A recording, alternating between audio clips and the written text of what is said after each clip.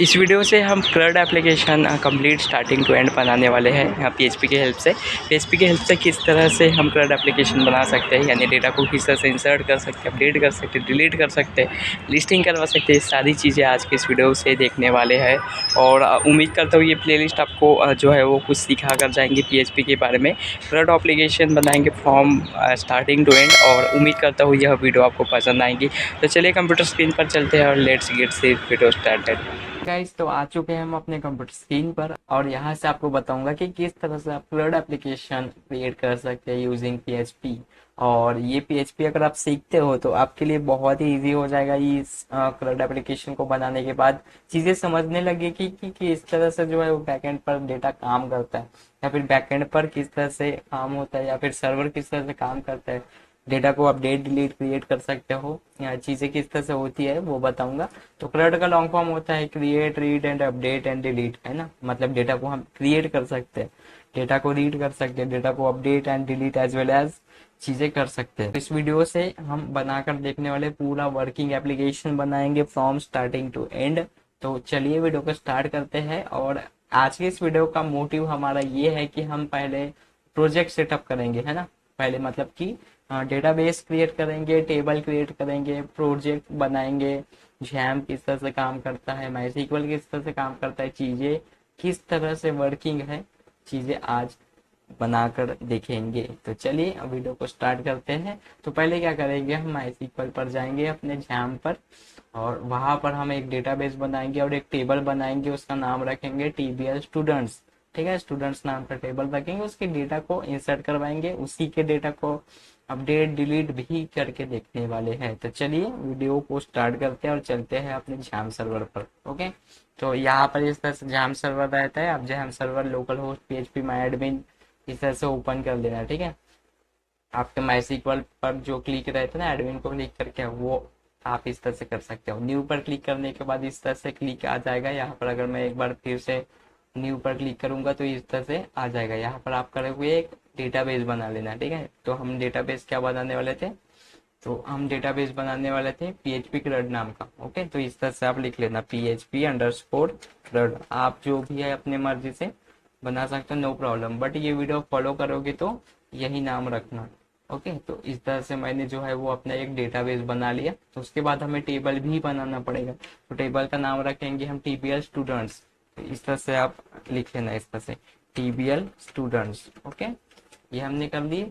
और मैं मे भी यहाँ पर हम क्या कर लेंगे, 6 ले लेंगे, 6 कॉलम रीड करूंगा और यहाँ पर हम एक टेबल बनाएंगे। ठीक है, टेबल का इस तरह से आर्किटेक्चर दे देता है अगर आप माइस्क्ल पर काम करोगे तो 5-6 कॉलम रखने वाला हूँ मैं यहाँ पर। पहला रहता है ID, जो कि रहते हैं प्राइमरी रहता है, इंटीजर उसका टाइप रहता है। और लेंथ यहाँ पर आप दे सकते हो 11। ओके, इसको प्राइमरी रख लेंगे, डेट इज इंडेक्स प्राइमरी रख लूंगा। ऑटो इंक्रीमेंटेड रहेगी ऑब्वियसली। ओके, ये पूछ रहा है हमें प्राइमरी रखना है या नहीं। ठीक है, तो ये ऑटो इंक्रीमेंटेड रखूंगा, यानी जितने भी बार इस टेबल से रिलेटेड ऑपरेशन परफॉर्म होंगी तो आईडी जो है वो क्या होते जाएंगी, अपडेट होते जाएंगी। हमें इंसर्ट की क्वेरी पर आईडी लिखने की जरूरत नहीं है। ठीक है, तो ऑटोमेटेड रहता है, ऑटो इंक्रीमेंटेड रहता है। ओके, उसके बाद एक नेम रखूंगा, नेम कॉलम। उसके बाद नेम को क्या रखूंगा, वैर रखूंगा इसका। और इसकी लेंथ की वैल्यू जो है वो मैं 100 रख लेता हूँ। ठीक है, उसके बाद एज रख लूंगा, सॉरी एज को इंटीजर ही रख लेना। ठीक है, उसकी आप 20 तक लेना इसकी लेंथ वैल्यू। उसके बाद हम रखने वाले हैं सिटी, तो हम यहाँ पर रख लेंगे सिटी को वैर क्या रख लेना आप। ओके, वैर क्या, देन उसके बाद यहाँ पर इसको 100। उसके बाद क्या रखोगे आप, मोबाइल रखोगे, दैट इज मोबाइल। और उसको इंटीजर रख लेना, इसका भी लेंथ जो है वो 20 डिफाइन कर लेना। एड्रेस रख लो, और एड्रेस का जो है वो डेटा टाइप जो है वो टेक्स्ट रख लेना, या फिर वैर क्या रख लेना, नो प्रॉब्लम। ओके, और इसकी वैल्यू जो है वो आप 200 रख लेना है, क्योंकि एड्रेस थोड़ा सा बड़ा हो सकता है। ठीक है, 200 ठीक है इतना। ओके, और ये डिफॉल्ट वगैरह इतना इधर जो है वो ज्यादा चेक करने की जरूरत नहीं है। ठीक है, वो जब हम स्टेटस वगैरह लिखते हैं, ओके, इंट बी इंट वगैरह या फिर टाइम स्टैम्प डालते हैं, तब ये चीजें जो है वो बाकी काम आता है, डिफॉल्ट वैल्यू वगैरह हमें कुछ डालना होता है तो। ठीक है, तो इस तरह से आप एक बार रीचेक कर लेना फिर से कि सारी चीज़ें आपने डाले हो या नहीं। नेम, ACT, मोबाइल एड्रेस, ये 5 कॉलम्स हम रखने वाले हैं और एक आईडी रहेंगी जो कि हमारी ऑटो इंक्रीमेंटेड रहेगी। ठीक है, तो चलिए अगर मैं इसको सेव करता हूँ तो क्या हो जाएगा, हमारा टेबल क्रिएट हो जाएगा। ओके, तो टेबल का स्ट्रक्चर भी हमें यहाँ पर देखने को मिल जाएगा। जैसे कि मैं ये टेबल पर क्लिक किया तो देखो ये टेबल का स्ट्रक्चर है। ये देखो स्ट्रक्चर पर क्लिक करता हूँ मैं, सॉरी हाँ, ये देखो ये ID, name, ACT, mobile address. Okay, ये ऑटो इंक्रीमेंटेड है। तो इस तरह से हमने टेबल बना ली है। अब प्रोजेक्ट सेटअप करते हैं। ओके, तो आप जाओगे अपने जैम पर और फिर htdocs पर जाओगे और htdocs पर एक फोल्डर बना लेना। मैं वैम्प यूज करता हूँ तो जो है मैं कहीं भी फोल्डर बना सकता हूँ, उसके लिए एक सर्वर बनाना पड़ता है। ओके, तो चलिए मैंने क्या किया हूँ, F ड्राइव पर मेरे जो है PHP प्रोजेक्ट्स नाम का एक फोल्डर बनाया हूँ। उसके अंदर मैं क्या करने वाला हूँ कि उसके अंदर एक फोल्डर बनाऊंगा हमारे प्रोजेक्ट के लिए, दैट इज PHP CRUD, इस तरह से। ओके, ये PHP CRUD नाम का मैं एक फोल्डर बना लिया। अभी ये PHP CRUD नाम का फोल्डर को जो क्या करूंगा मैं, इसे जो है वो अपने ओपन विथ कोड कर दूंगा इस तरह से। ठीक है, ओपन विथ कोड यानी VS कोड से हम यहाँ पर ओपन करने वाले हैं। और ये जो हमने यहाँ पर क्रिएट किए है हमारा कनेक्शन, इस कनेक्शन को क्या करूंगा मैं, फिर से चीजें जो है वो क्रिएट करेंगे, इस कनेक्शन को यहाँ पर ज्वाइन करेंगे हम। ठीक है, तो फिलहाल मेरा तो अभी प्रोजेक्ट जो है वो ब्लैंक है, यानी अभी एक भी फाइल नहीं बनाए हैं। कनेक्शन पहले करते हैं, किस तरह से MySQL को अपने PHP के फाइल से कनेक्ट करते हैं वो बताता हूँ। कनेक्शन डॉट PHP नाम की एक फाइल बनाएंगे पहले। ठीक है, कनेक्शन डॉट PHP। ओके, ये कनेक्शन डॉट PHP जो है वो, इसमें अगर मैं PHP पर इको करके देखूंगा तो क्या होनी चाहिए, फाइल रन होनी चाहिए। फाइल किस तरह से रन करते हैं वो भी बताता हूँ। ठीक है, तो चलिए ये PHP मैंने लिख लिया और यहाँ पर क्या करूंगा, इको यहाँ पर कर लूंगा, सॉरी यहाँ पर कर लूंगा हेलो PHP। ओके, ठीक है, ये हेलो PHP हो गया। तो यहाँ पर मैं क्या करूंगा, मेरा सिंपली यहाँ पर लोकल होस्ट लिख लूंगा और ये लोकल होस्ट लिखने के बाद मैं अपना सर्वर बनाया हूँ, सर्वर पर वो फाइल का पाथ दिया हूँ मैंने। ठीक है, तो वो सिंपली जो है वो रन हो जाना चाहिए। तो यहाँ पर वो करेंगे हम पहले, ये PHP के रेड ऐप का नाम का एक सर्वर बनाया हो जिसको वहाँ का पाथ दिया हो। इस पर अगर क्लिक करूंगा तो क्या होगा, ये मेरा कनेक्शन डॉट PHP अभी जो मैंने बनाया हेलो PHP लिखा था वो फाइल चल जाएंगी, यानी ये। ओके, इस तरह से अभी हमें क्या करना है, कनेक्शन करना है। कनेक्शन किस तरह से करते हैं, तो आप W3 पर जाके सिंपली जो है वो कनेक्शन निकाल सकते हो, इस तरह से कनेक्ट करते हैं। ओके, ये कुछ चीजें जो है ये कनेक्ट करने के तरीके हैं। ओके, तो चलिए हम इस तरह से जो है वो कनेक्ट करेंगे। तो चलिए अभी हम क्या करते हैं, मैं दो तरीके बताऊंगा सिंपली आपको। पहला जो है वो वेरिएबल्स पास करके हम कर सकते हैं। ओके, तो चलिए वेरिएबल पास करते हैं। जैसे कि मैं यहाँ पर कर दिया, जैसे कि पहले सर्वर नेम कर देता हूँ। ठीक है, हाँ हाँ, इस तरह से dollar server name equals to, तो हमारा सर्वर नेम क्या रहता है, दैट इज लोकल होस्ट रहता है। जो हम लोकली अगर हम PHP के फाइल को चलाते हैं तो उसका सर्वर नेम जो है वो लोकल होस्ट रहता है। उसका बाद रहता है आपका यूजर नेम, दैट इज बोलते हैं ना यूजर नेम पासवर्ड। तो जैम अगर आप यूज कर रहे हो, जैम या वैम, तो आपका बाय डिफॉल्ट जो है वो यूजर नेम रूट रहता है और जो पासवर्ड रहता है वो ब्लैंक रहता है। ठीक है, तो यहाँ पर आप ब्लैंक डिफाइन कर लेना इस तरह से। ओके, उसके बाद रहता है आपका डेटाबेस।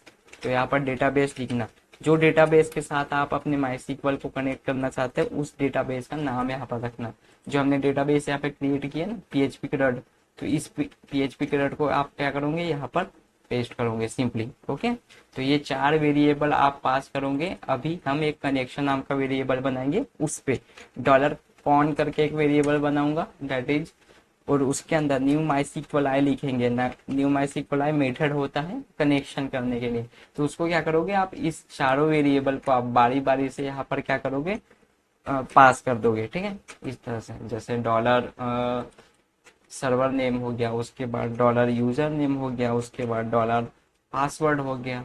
ठीक है, ये जिस तरह से आपने लिखे उसको कॉपी पेस्ट कर देना सिर्फ, ताकि आप लिखने जाओगे तो उससे क्या हो जाएगा, अगर कुछ आपकी स्पेलिंग मिस्टेक हो गई आगे जाकर तो फिर वो प्रॉब्लम कर सकती है। ठीक है, इस तरह से हमारा क्या हो जाएगा, मतलब डॉलर यानी इस तरह से हमारा कनेक्शन जो है वो स्टेब्लिश हो जाएगा कनेक्ट हमारे सर्वर के साथ। ओके, तो चलिए अगर मैं यहाँ पर चलता हूँ और यहाँ पर चलता हूँ तो देखो root@localhost पासवर्ड यस, यहाँ पर कुछ तो भी प्रॉब्लम दे रहा है, access denied for user root.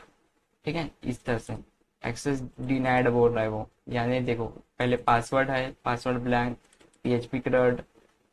ठीक है, ये पासवर्ड दो जगह पासवर्ड मैंने किया अभी, इसलिए इसलिए मैंने बोला कि चीजें थोड़ी सी आ, करना इस तरह से। ठीक है, यहाँ पर मैं डेटाबेस लिखूंगा और ये चौथा वेरिएबल सेम नहीं कर सकते ना, तो ये डेटाबेस इस तरह से पास करूंगा मैं। ठीक है, चारों नाम के अलग अलग वेरिएबल आप यूज करना। ओके, तो देखो यहाँ पर server name, user name, password और डेटाबेस। ठीक है, ये चारों हो गए। तो चलते हैं यहाँ पर रिफ्रेश करते हैं और देखो ये वाइट हो गया। अभी मुझे पता कैसा चलेगा मेरा कनेक्शन जो है वो इस्टेब्लिश हो गया।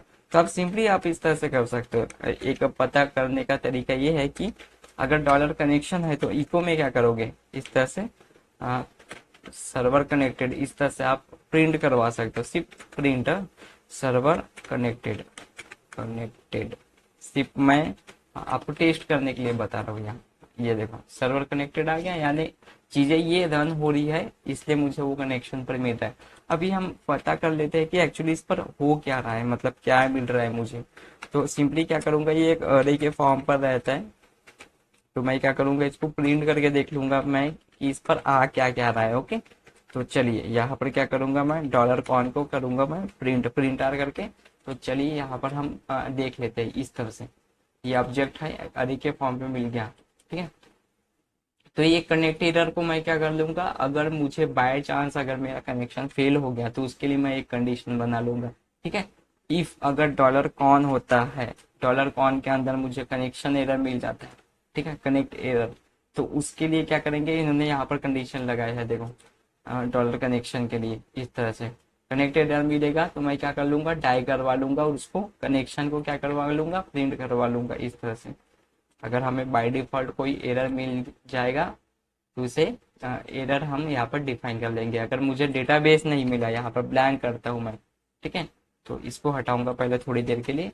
अगर मुझे डेटाबेस ब्लैंक मिला तो यहाँ पर क्या हो जाएगा, ब्लैंक आ जाएगा, यानी कुछ ना कुछ एरर वो दे देगा।